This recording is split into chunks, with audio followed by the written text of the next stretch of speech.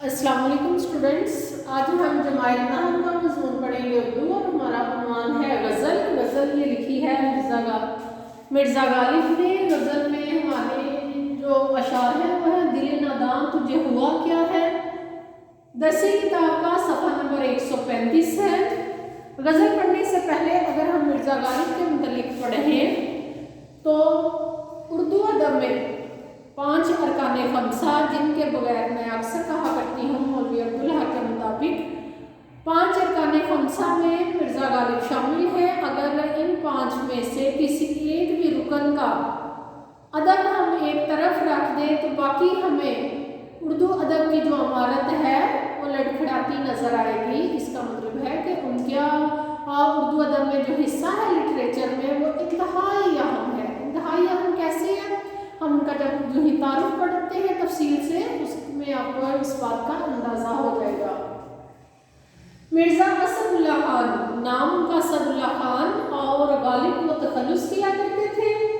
1797 में पैदा हुए और 1869 में उनकी वफात हुई। उनका ये जो ज़िंदगी का जो अरसा है ये किसी के इख्तियार में तो नहीं कि वो ज़िंदगी किस तारीख के किस हिस्से में पैदा हो रहा है, किस हिस्से में डेथ होती है, लेकिन कुछ लोग ऐसे होते हैं कि उनकी ज़िंदगी के जो अहम वाक़यात हैं उनके इर्द गिर्द उनके दूर और नज़दीक जो वाक़यात पेश आ रहे होते हैं हुकूमत की तरफ से, उनके मुआशरे की तरफ से, उसकी वजह से उनके जहन पर एक गहरी छाप लगती है। और जो ख़ास तौर पर जो अदीब लोग हैं, जो शायर लोग हैं, वो अपनी उन बातों को जो महसूस करते हैं अपने मुआशरे से उसको अपने अदब में ढाल लेते हैं। मिर्ज़ा गालिब का भी यही था कि उन्होंने ना सिर्फ शायरी की, शायरी में नाम कमाया, वो अपने आप को शायर कहते थे, लेकिन उन्होंने उनकी लिखी हुई शायरी इंतहा दर्जे कमाल की, उनकी लिखी हुई नसर इंतहा दर्जे कमाल की। नसर में उन्होंने जो खतूत लिखे, अपने दोस्तों को खतूत लिखे, वो उस वक्त वो ये तो नहीं थे जानते कि मैं जो खतूत लिख रहा हूँ मैं एक नई तर्ज और नई सिर्फ उसमें जो है ना खतूत के हवाले से एक जो स्टाइल था, उनका असलूब जो था, उसमें नए असलूब का मैं रिवाज डाल रहा हूँ। फिर ख़ास तौर पर उनके जो मज़म्मा खतूत थे उनमें जो उन्होंने बातें अपने दोस्तों के साथ की, दिल्ली के जो ख़राब हालात का उन्होंने जिक्र किया, वो तो एक अलहदा ही तारीख है कि हम तारीख की किताबें छानते फिरे तो इतनी लंबी लंबी तारीख की किताबें, लेकिन मिर्ज़ा गालिब के सिर्फ 1 या 2 सफ़े के जो शार्ट इंतहाई मुख्तसर खतूत हैं उनमें ही हमें दिल्ली के हालात इंतहाई तफसीलन मालूम हो जाते हैं। तो इसलिए हम मिर्ज़ा गालिब के बारे में पढ़ेंगे कि उनका ये जो अरसा था, उनकी ज़िंदगी का अरसा, इसमें बड़े सगीर में अहम वाक़यात पेश आ रहे थे। बड़े सगीर की किस्मत बदल रही थी। वह उस वक्त मुसलमानों का अगर हम देखें तो मुसलमानों का वो ज़वाल का वक्त था, अंग्रेज़ों के वो अरूज का वक्त था। अंग्रेज़ उस वक्त पूरे बड़े सगीर में छा गए थे, या फिर मुसलमानों के साथ क्या हालात पेश आ रहे थे वो बड़ी ही तफसील के साथ, इंतहाई मुख्तसर तफसील इसलिए मैं कहूँगी कि उनके जो मुख्तसर अल्फाज थे गालिब के, उनसे ही हमें सारी तारीख समझ आती जाती है।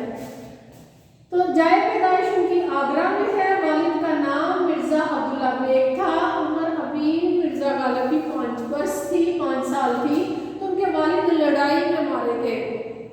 आप स्टूडेंट अगर तारीख देखें तो उस वक्त मुख्तलिफ मुसलमान हुक्मरान जो थे वो अपनी ही हुकूमत, जो 1000 साल हुकूमत थी मुसलमानों की बरेसरी पर, उससे बचाने के लिए लड़ाई उस वक्त एक आम बात थी। अंग्रेज़ जो है ना वो हुकूमत को अपने कब्ज़े में ले रहा था और मुसलमान अपनी बची जो उनकी हुकूमत थी उसको वापस लेने के लिए सरगर्दान थे। लेकिन उसके बाद क्या हुआ कि उन्हें मुकम्मल तौर पर हार हो गई। उनके वालिद भी लड़ाई में मारे गए। वालिद की वफात के बाद मिर्ज़ा की परवरिश उनके चचा नसरुल्ला बेग के सुपुर्द हुई।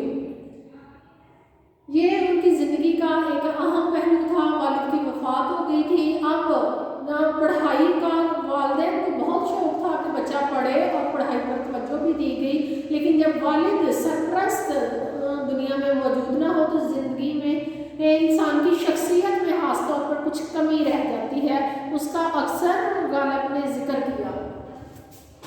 ان کے چچا نصراللہ میں کے سپرد ہوئی ان کی پرورش، وہ انگریزی فوج میں ملازم تھے، وہ بھی جلد انتقال کر گئے تو اپنی والدہ کے ساتھ دلی آ گئے۔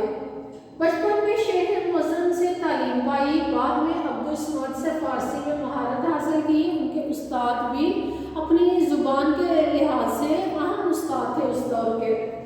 دل اور جب ان کا اسٹوڈنٹ غالب جیسا ہو، غالب انتہا درجے ذہین اور فطین شخص تھے، تو استادوں کا اساتذہ کا نام بھی انہوں نے نمایاں کیا، سیکھ کر ان سے سیکھ کر انہوں نے اپنے استاد کا نام بھی تاریخ میں زندہ کر دیا۔ دلی میں 13 برس کی عمر میں ان کی شادی نواب الہی بخش معروف کی بیٹی سے ہوئی۔ اب مرزا غالب کی بیوی کے متعلق کہا جاتا ہے کہ وہ انتہائی نیک اور پاکیزہ خاتون تھی، 5 وقت کی نمازی تھی۔ مرزا غالب کی اولاد نہیں تھی، انہوں نے اپنا ایک منہ بولا بھتیجا تھا، اسے لے کے پالا تھا، اس کی شادی کی، پھر شادی کے بعد وہ بھی اپنی علیحدہ زندگی بسر کرنے لگا۔ مرزا غالب کی عادات کچھ اس طرح تھی، ہاتھ بہت فراخ تھا، کمانے کی ان کو عادت نہیں تھی، اپنی ہی پینشن سے مراد ہے کہ ان کی جو زمین جائیداد تھی بہت زیادہ تھی، نواب خاندان سے تعلق رکھتے تھے اور ہاتھ بہت فراخ تھا۔ ان کی ان کچھ عادات کی وجہ سے معاشی تنگ دستی ہو گئی، جس کی وجہ سے ان کا بیٹا بھی ان کے ساتھ نہ رہا، وہ اپنی بیوی اور بچوں کو لے کے الگ ہو گیا۔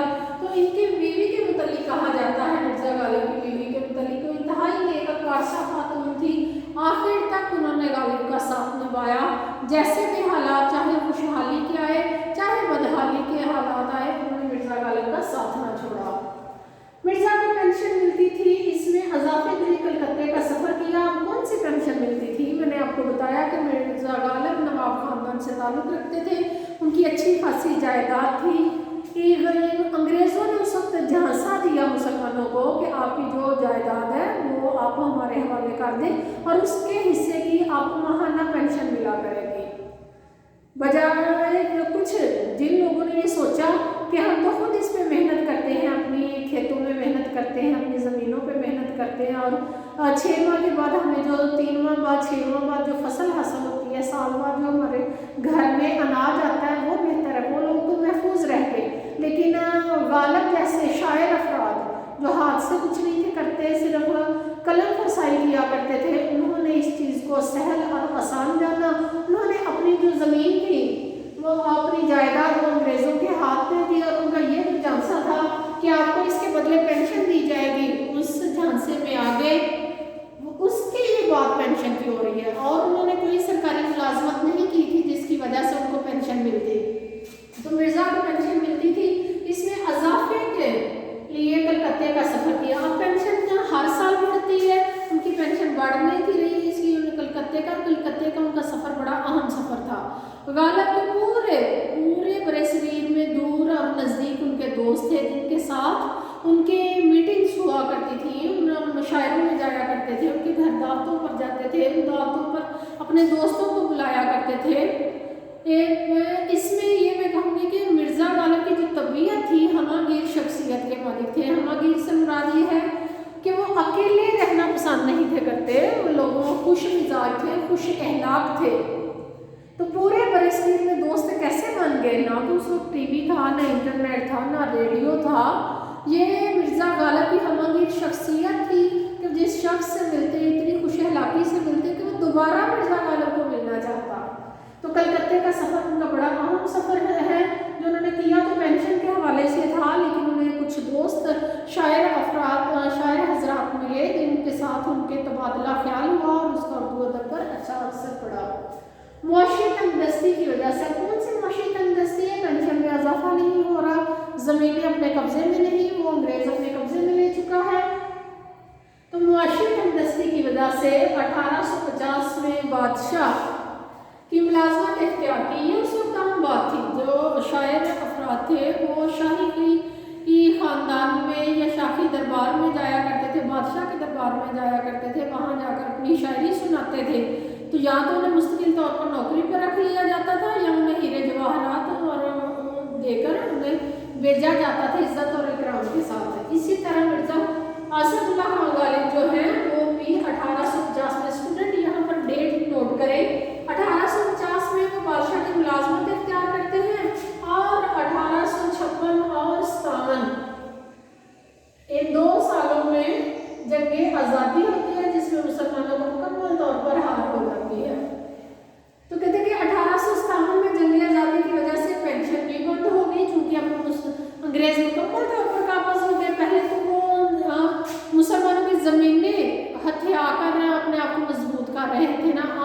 मुसलमानों की हुकूमत ही 1857 में ख़त्म कर चुके हैं, इसलिए उन्होंने पेंशन भी बंद कर दी।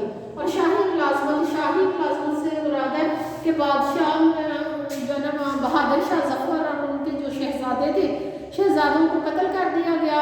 बहादुर शाह जफ़र को जिला वतन कर दिया गया, उन्हें रंगून में कैद कर दिया गया। तो शाह ना शाह रहे और ना ही शाही ये मुलाजमत रही। तो शाही मुलाजमत भी जाती रही। नवाब यूसुफ अली खान वाली रामपुर, वाली से मुराद है रामपुर के जो नवाब थे, रामपुर की जो रियासत जिनके पास थी, वाली रामपुर ने 100 रुपये माहवार वजीफा मुकर्रर किया जो ताहयात इन्हें मिलता रहा। अब आप कहेंगे कि ये अलग से रियासत, तो स्टूडेंट ऐसे ही था। ये अंग्रेज बहुत ही शातिर तरीके से, बड़ी ही चालाकी के साथ काबिज हुए थे। जिन नवाब हजरात का या जिन रियासतों को उन्हें पता था कि ये हमारे हवाले नहीं होंगे, हम लड़ाई में इनसे जीत भी नहीं सकेंगे, उनके साथ उन्होंने मुआहदे कर लिए कि आप अपनी रियासत को जारी रखें। और बाकी जगहों पे अंग्रेज काबज होता गया, फिर आहिस्ता आहिस्ता पूरे बड़े सिर पर छा गया। वाली रामपुर ने 100 रुपये माहवार वजीफा मुकर्रर किया जो ताहयात इन्हें मिलता रहा। ताहयात से मुराद क्या है कि जब तक उनकी ज़िंदगी थी 1869 तक उन्हें मिलता रहा।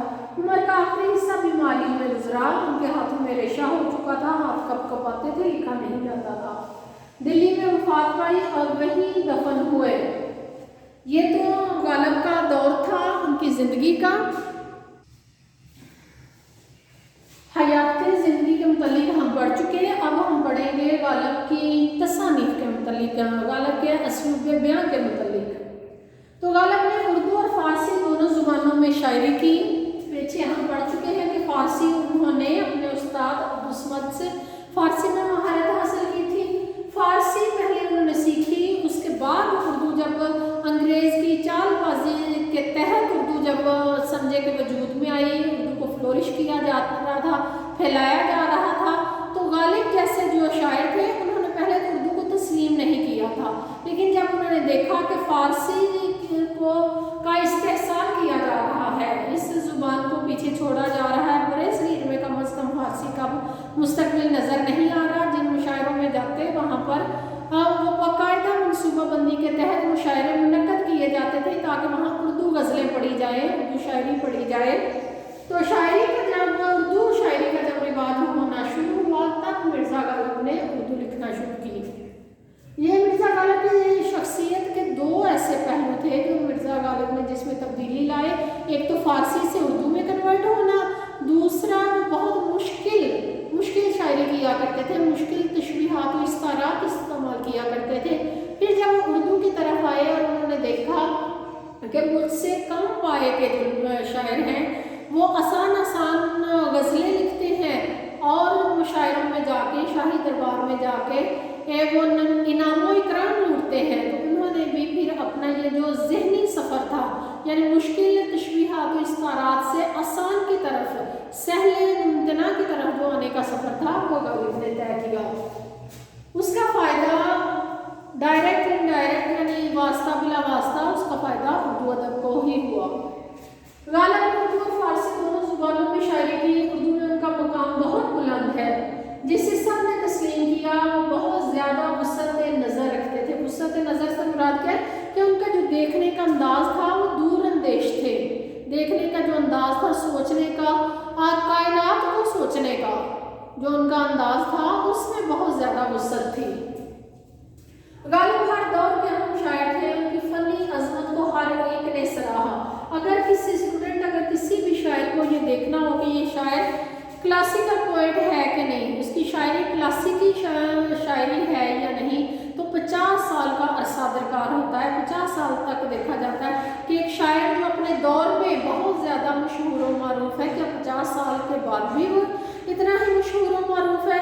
जैसे हम आज ज़िंदगी गुजार रहे हैं 2020 में, तो हम पिछले एक सदी का, पिछले 50 साल पहले के शायरों को देखेंगे कि क्या उनकी मकबूलियत में अभी फ़र्क आ चुका है या वो पहले से भी ज़्यादा मकबूल है।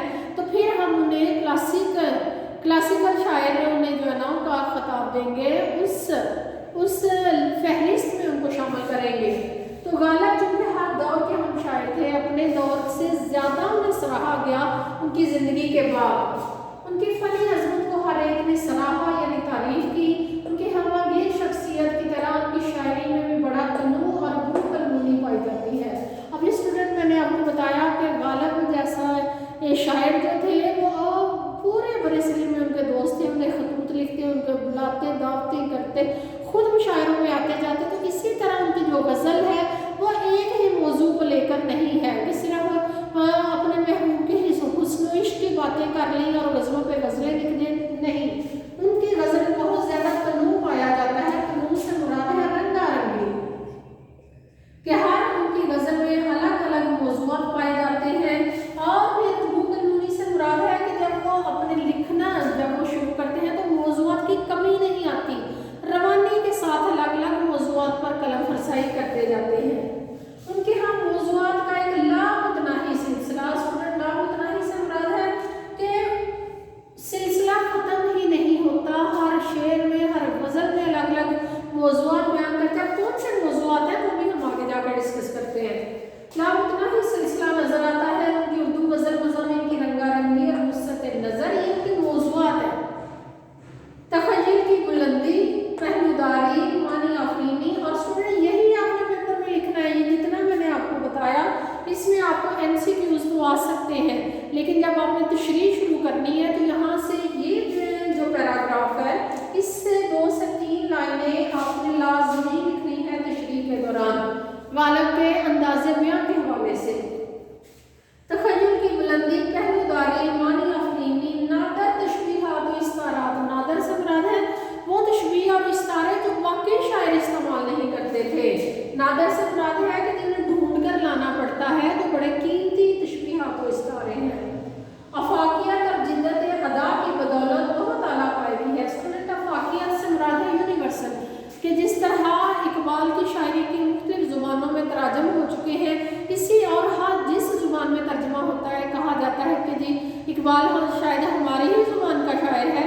تو اسی طرح جو غالب کی افاقیت سے مراد ہے کہ غالب کی شاعری ہم پڑھتے ہیں چاہے وہ برے صغیر کے کسی بھی حصے میں پڑھی جاتی ہے تو وہ ہمیں یوں ہی محسوس ہوتا ہے کہ یہ آج کے دور کے شاعر ہیں، یہ ہمارے لیے یہ شاعری لکھی گئی ہے، شاید یہ میرے دل کی آواز ہے، شاید یہ میرا سوچنے کا یہ انداز ہے.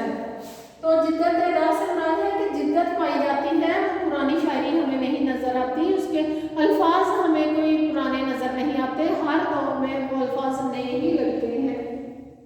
ان کی خصوصیت کی بدولت انہیں اردو شاعروں کی صف اولین میں ممتاز جگہ ملی ہے. وہ خود کہتے ہیں کہ ریختہ کہ تم ہی استاد نہیں ہو غالب. اگلے دور میں کوئی میر بھی تھا، ان کو اندازہ تھا کہ میں بہت بڑا شاعر ہوں، میں استاد شاعر ہوں. اور ان کی شاعریوں ان کے جو شاگردوں کی تعداد تھی وہ بھی بہت زیادہ تھی. مولانا الطاف سینحالی وہ غالب کے ہی شاگرد ہیں، غالب سے ہی انہوں نے شاعری سیکھی اور شاعری انہوں نے کرنا شروع کی. تو ہر دور میں غالب کو صف اولین میں شامل کیا جاتا ہے. کبھی بھی یہ نہیں کہا جاتا کہ غالب جیسے بڑے شاعر کے علاوہ ان سے برتری، ہاں موازنہ کیا جاتا ہے کہ غالب کا میر تقی میر کے ساتھ موازنہ کیا جاتا ہے. ان کے دور میں مختلف شاعروں کے ساتھ ان کے موازنے کیے جاتے تھے کہ کون بڑا شاعر ہے. تو جب موازنہ کیا جاتا ہے تو میر اور غالب دونوں جو ان کے دور میں تھوڑا تھوڑا فرق ہے عمر کے حوالے سے، اپنے دور کے حوالے سے میر تقی میر تھوڑے ان سے سینئر تھے، ان کی پہلے ان سے وفات ہو گئی تھی. لیکن اگر ہم شاعری کے اعتبار سے بات کریں اردو ادب میں تو غالب اور میر تقی میر دونوں کا انداز بیان مختلف تھا، مگر دونوں اردو ادب کے اہم شاعر اور اولین صف کے شاعر خیال کیے جاتے ہیں. اب ہم آتے ہیں غالب کی تصانیف کے، ان کی کتابوں کے حوالے سے. دیوان غالب جو اردو میں ہے، دیوان فارسی، گل رانا، مہر نیمروز، دستمبو، کاتب برہان، لطائف غیبی، قادر نامہ، عود ہندی اور اردو مولا شامل ہے. اسٹوڈنٹ یہ ان کی کتابوں کے نام ہیں. اس میں اردو کا حصہ بہت کم ہے، کتابوں میں جو انہوں نے اردو میں شاعری کی وہ بہت کم ہے، لیکن وہی اصل ان کی خاصیت ہے جس کی وجہ سے غالب بہت زیادہ مشہور و معروف ہوئے اور مزید ہوتے رہیں گے، کیونکہ غالب کا ایک ایک شعر من کے حساب سے وزن رکھتا ہے. اور باقی شاعروں کے ساتھ ان کی شاعری کی جب ہم موازنہ کرتے ہیں تو غالب کی شاعری جو ہے وہ اعلیٰ پائے کے یہ خیال کی جاتی ہے. اسٹوڈنٹ آپ کو کسی بات کی سمجھ نہ آئے تو آپ کامنٹ کر کے ضرور پوچھیں. بہت شکریہ. اللہ حافظ.